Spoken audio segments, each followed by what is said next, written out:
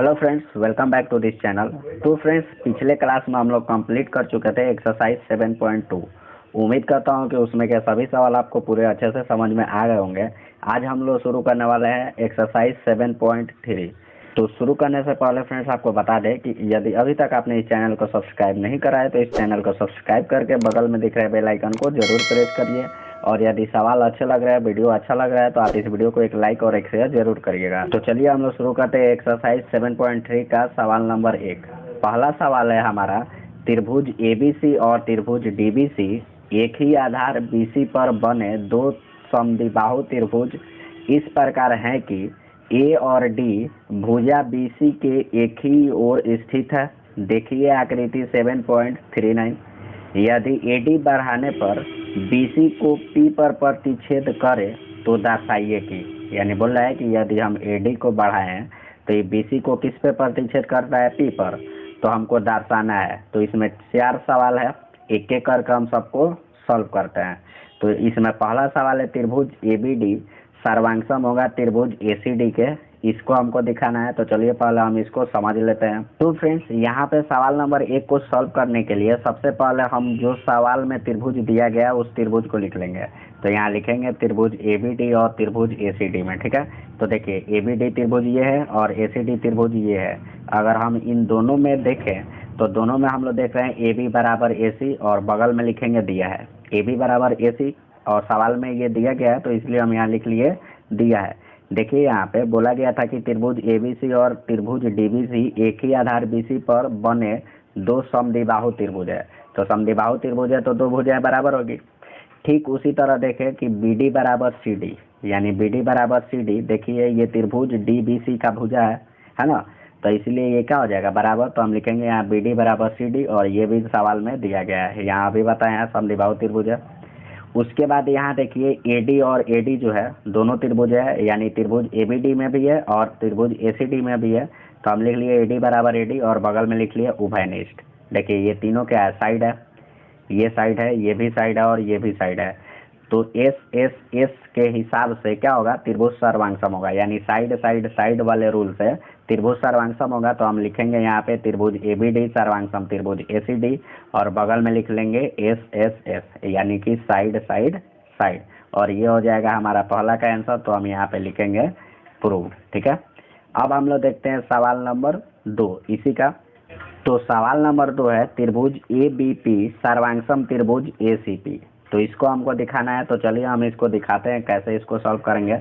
तो त्रिभुज जो दिया गया है सवाल में उसी त्रिभुज को हम यहाँ लिख लेंगे। तो दिया गया है त्रिभुज ए बी पी और त्रिभुज ए सी पी में, ठीक है, इसको लिख लेंगे। तो अगर इसमें हम देखें तो ए बी बराबर ए सी, और ये सवाल में दिया गया था, देखिए यहाँ भी हम लिखे थे सवाल नंबर 1 में, इसी चीज़ को हम लोग सवाल नंबर 2 में भी लिख लिए। उसके बाद लिखेंगे कोण बी ए पी बराबर कोण सी ए पी। और ये क्यों लिखे, क्योंकि हम लोग ऊपर सिद्ध कर चुके हैं कि त्रिभुज ये दोनों क्या है, सर्वांगसम है, और जब त्रिभुज सर्वांगसम होता है तो उसका संगत भाग आपस में क्या होता है, बराबर। तो इसलिए हम लिखेंगे कि कोण बी ए पी यानी ये वाला कोण, और कोण सी ए पी यानी ये वाला कोण, ये दोनों आपस में क्या होगा, बराबर। तो इसको हम लोग लिख लिए। अब लिखेंगे ए पी बराबर ए पी। देखिए ए पी बराबर ए पी, ये दोनों में क्या है, उभयनिष्ठ। तो यहाँ बगल में हम लिख लिए उभयनिष्ठ। अब देखिए ये वाला है साइड, ये है एंगल, और ये वाला है साइड, ठीक है। तो हम साइड एंगल साइड वाले रूल से हम लोग कह सकते हैं कि ये त्रिभुज क्या है, सर्वांगसम है। तो हम यहाँ लिखेंगे नीचे त्रिभुज ए बी पी सर्वांगसम त्रिभुज ए सी पी, किस नियम से, तो एस ए एस के नियम से, ठीक है। तो ये हो जाएगा हमारा दूसरा का आंसर, और यहाँ पे हम लोग लिख देंगे प्रूव्ड। अब हम लोग देखते हैं इसी का सवाल नंबर 3। तो सवाल नंबर 3 है, ए पी कोण ए और कोण डी दोनों को समद्विभाजित करता है, इसको दिखाना है। तो चलिए हम इसको दिखाते हैं।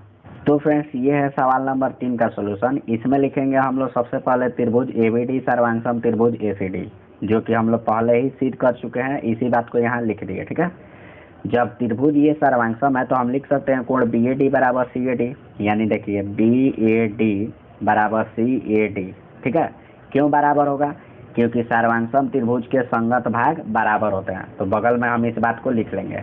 जब कोण बी ए डी बराबर सी ए डी हो गया, उसी प्रकार के हम लिख सकते हैं, उसी प्रकार से कोण बी डी ए बराबर सी डी ए, क्या लिख सकते हैं, बी डी ए बराबर सी डी ए। देखिए यहाँ पे ये बी डी ए और ये है सी डी ए, यानी ये दोनों कोण। तो ये दोनों कोण भी क्या है, त्रिभुज जब सर्वांगसम है तो दोनों कोण आपस में क्या होंगे, बराबर, क्योंकि सर्वांगसम त्रिभुज के संगत भाग बराबर होते हैं। इसी बात को सेम यहाँ पे हम लोग लिख लेंगे, ठीक है। अब इसके आगे लिखेंगे अतः एपी कोण ए और कोण डी दोनों को समद्विभाजित करता है। यानी कहने का मतलब जब बी डी ए बराबर सी डी ए आ गया, बी ए डी बराबर सी ए डी आ गया, तो हम कहेंगे ना कि जो ए पी है वो कोण ए और डी दोनों को क्या करता है, समद्विभाजित करता है। तो यही दिखाना है हमको, तो ये हो जाएगा हमारा पूरा आंसर। हम यहाँ पे लिखेंगे प्रूव्ड, ठीक है। अब हम लोग देखते हैं इसी का सवाल नंबर 4। तो सवाल नंबर 4 है एपी रेखाखंड बीसी का लंब समद्विभाजक है, इसको हमको दिखाना है। तो चलिए हम इसको दिखाते हैं, कैसे दिखाएंगे। तो फ्रेंड्स यहाँ पे हम लोग लिखेंगे सबसे पहले त्रिभुज एबीपी सर्वांगसम त्रिभुज एसीपी। इसको हम लोग सिद्ध किए थे सवाल नंबर 2 में, तो इसी बात को सेम लिख लेंगे। जब ये दोनों त्रिभुज सर्वांगसम है तो हम लिख सकते हैं बीपी बराबर सीपी। देखिए ए बी पी यानी ये त्रिभुज है, ए सी पी यानी ये त्रिभुज है, तो इसमें क्या हो जाएगा, बीपी बराबर सीपी हो जाएगा। तो इसी बात को हम यहाँ लिख लिए। क्यों बराबर होगा, तो हम लोग जानते हैं कि सर्वांगसम त्रिभुज के संगत भाग क्या होते हैं, बराबर। तो इस बात को हम यहाँ लिख लिए। ठीक उसी तरह क्या हो जाएगा, कोण बी पी ए और कोण सी पी ए आपस में बराबर होगा। क्यों बराबर होगा, क्योंकि ये भी सर्वांगसम त्रिभुज के संगत भाग है। तो हम यहाँ बगल में लिखेंगे सर्वांगसम त्रिभुज के संगत भाग बराबर होते हैं, ठीक है। जब यहाँ तक हो जाएगा तो देखिए बी पी ए और सी पी ए एक लाइन पे है, एक लाइन पे एक साइड में कितना डिग्री का कोण बनता है, 180 डिग्री का। तो हम यहाँ लिखेंगे कोण बी पी ए प्लस कोण सी पी ए बराबर 180 डिग्री, और इस नियम को हम लोग कहते हैं रैखिक युग्म, ठीक है। तो बगल में हम लोग लिख लिए रैखिक युग्म। अब बी पी ए जो है किसके बराबर है, सी पी ए के बराबर। देखिए यहाँ पे तो हम बी पी ए के जगह क्या लिख लिए, सी पी ए। कोण बी पी ए के जगह क्या लिख लिए, कोण सी पी ए, और कोण सी पी ए को हम वैसे का वैसे छोड़ दिए और बराबर में लिख लिए 180 डिग्री। तो एक कोण सी पी ए एक कोण सी पी ए मिल के कितना होगा, 2 कोण सी पी ए, ठीक है। तो लिखेंगे 2 कोण सी पी ए बराबर 180 डिग्री। 2 से 180 कटेगा कितना बार में, 90 बार में। तो कोण सी पी ए का मान कितना आ जाएगा, 90 डिग्री। कोण सी पी ए का मान कितना आ जाएगा, 90 डिग्री। तो जब यहाँ कोण सी पी ए का मान आ जाएगा 90 डिग्री, तो हम लोग कह सकते हैं कि जो एपी रेखाखंड है वो बीसी पर लंब है। यानी ये जो एपी रेखाखंड है वो बीसी पर क्या है, लंब है, यानी 90 डिग्री का कोण बनाता है। उसके बाद हम लोग लिखेंगे एपी रेखाखंड बीसी का लंब समद्विभाजक है। लंब समद्विभाजक कहने का मतलब, लंब तो हम दिखा दिए, समद्विभाजक कहने का मतलब 2 बराबर भाग में बांट रहा है। तो 2 बराबर भाग में कब बांटेगा, जब बीपी बराबर पीसी होगा, ठीक है। तो यहाँ हम लिख लिए, देखिए बीपी बराबर पीसी या सीपी। तो यहाँ बगल में हो गया ना, इसको हम लोग यहाँ पे दिखाए थे, तो इसी बात को लिख लिए। तो ये हो जाएगा हमारा पूरा का पूरा आंसर। तो हम यहाँ पे लिखेंगे प्रूव्ड, ठीक है। तो फ्रेंड्स उम्मीद करता हूँ कि आपको ये चारों सवाल समझ में आ गए होंगे।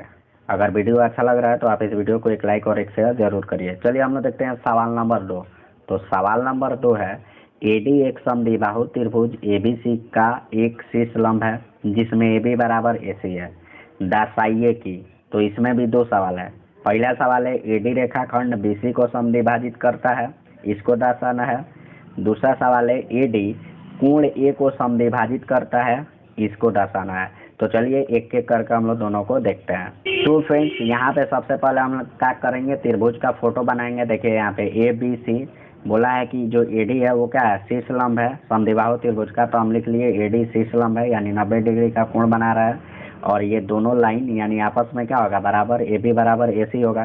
तो हम इस बात को फोटो में दिखा दिए, यानी फोटो बना दिए।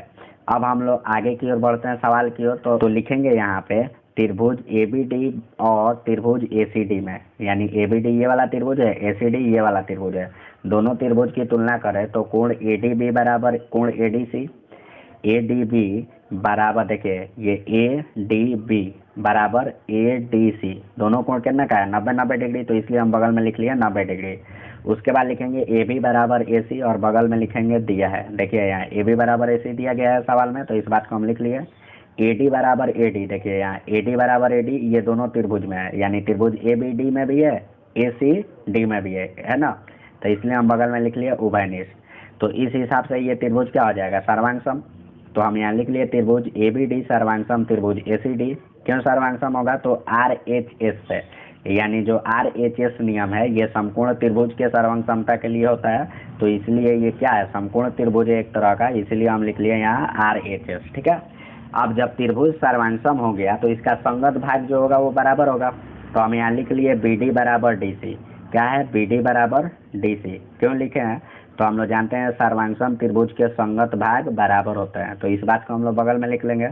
अतः एडी रेखाखंड बीसी को समद्विभाजित करता है, यानी जब बीडी बराबर डीसी आ गया, देखिए बीडी बराबर डीसी आ गया तो हम लोग कह सकते हैं कि जो एडी है वो बीसी को क्या करता है? समद्विभाजित करता है, यानी दो बराबर भाग में बांटता है। तो इसी बात को हम लोग यहाँ पे लिख लिए और ये हो गया हमारा पहला का आंसर। तो यहाँ पे हम लोग लिखेंगे प्रूव। अब इसी में दूसरा है एडी कोण ए को समद्विभाजित करता है, यानी जो एडी है वो कोण ए को समद्विभाजित करता है। तो चलिए हम इसको दिखाते हैं। तो हम लोग तो पहले त्रिभुज यहाँ पे सर्वांगसम सिद्ध कर चुके हैं, तो यहाँ लिखेंगे कोण बी ए डी बराबर कोण सी ए डी। क्यों लिखेंगे? क्योंकि हम लोग जानते हैं सर्वांगसम त्रिभुज के संगत भाग बराबर होते हैं। तो इस हिसाब से क्या हो जाएगा? तो हम यहाँ आगे लिखेंगे अतः ए डी कोण ए को समद्विभाजित करता है, यानी जो ए डी है वो कोण ए को क्या करता है? समद्विभाजित। इसीलिए ना बी ए डी बराबर हुआ सी ए डी के, तो इसलिए क्या हुआ? एडी जो है कोण ए को समद्विभाजित किया। इसी बात को हम यहाँ लिख लिए और ये पूरा का पूरा आंसर हो गया दूसरा वाला। तो यहाँ पे हम लोग लिखेंगे प्रूव। तो ये दोनों हमारा आंसर हो जाएगा। तो फ्रेंड्स ये था हमारा आज का सभी सवाल। उम्मीद करता हूँ कि आपको ये सवाल बहुत ही अच्छे से समझ में आए होंगे। अगर फ्रेंड्स वीडियो आपको अच्छा लगा है तो इस वीडियो को एक लाइक और एक शेयर जरूर करिएगा, और अभी तक आपने इस चैनल को सब्सक्राइब नहीं किया है तो इस चैनल को सब्सक्राइब भी जरूर करिएगा। ये सब बिल्कुल फ्री है।